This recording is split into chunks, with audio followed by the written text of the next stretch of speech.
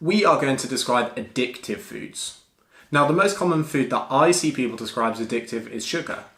But most people have a bag of sugar sitting on their side at home that they use for baking or putting in tea and coffee. And I've never seen someone dive headfirst into that. It's more common for people to describe things like cookies, chocolate and ice cream as addictive. But sugar isn't the only factor at play here. For example, cookies also have added fat, added flavour and sometimes added salt. So saying that they are addictive because they are sweet is a very, very narrow way of looking at things. So what are the most addictive foods? Now, I'm going to kind of precede this by saying that I'm not going to use the term addictive as such, because the term is controversial in itself. For example, is it fair to describe any food as addictive in the same way that you would look at drugs like heroin?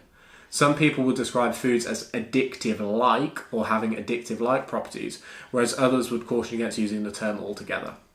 So now I've got the disclaimer out of the way, let's look at the science. So one study looked at 35 foods and asked people to rank them from most to least problematic in terms of addictive-like behaviours.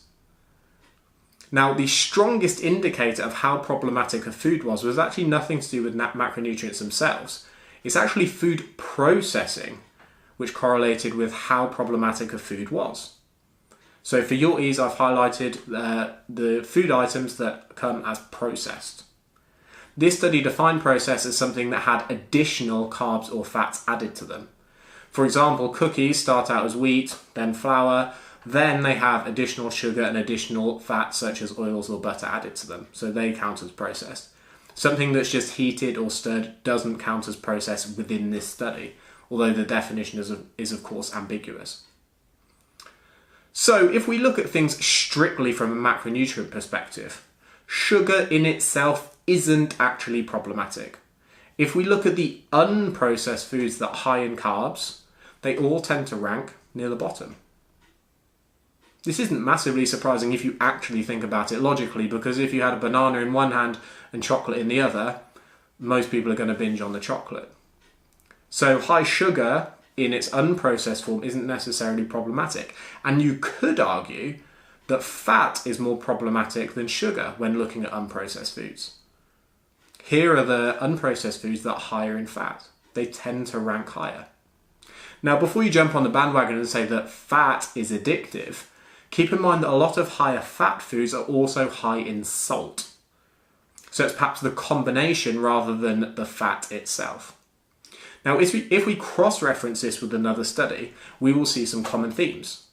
For example, in the first study, pizza, chocolate, cookies and ice cream were 4 of the 5 highest ranked items. And they also rank highly across study 2.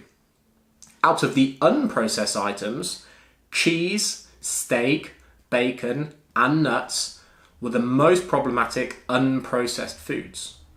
All of which are higher in fat, not sugar, but all of which are commonly consumed as salted versions.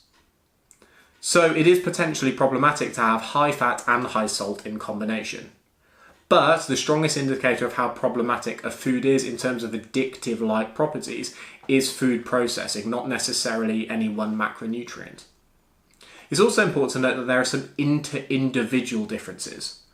People with a higher BMI and people that scored higher on the Yale Food Addiction Scale had more problems with processed foods.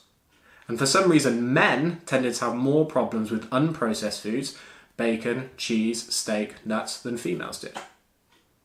So in summary, food processing is the most common factor for how problematic a food is in terms of addictive-like behaviour, not necessarily one macronutrient. Now, it's important to note that these are food recall studies, i.e. people are telling you their feelings towards food. So just because someone else describes cheese as addictive for them doesn't necessarily mean that everyone else will feel the same way. And it's also important to note that a cheese that someone in this study has been eating isn't necessarily the cheese that you've been eating. So don't view cheese or steak or nut as addictive as such, because it depends in the format that you are eating them. But you can use this as a kind of guideline.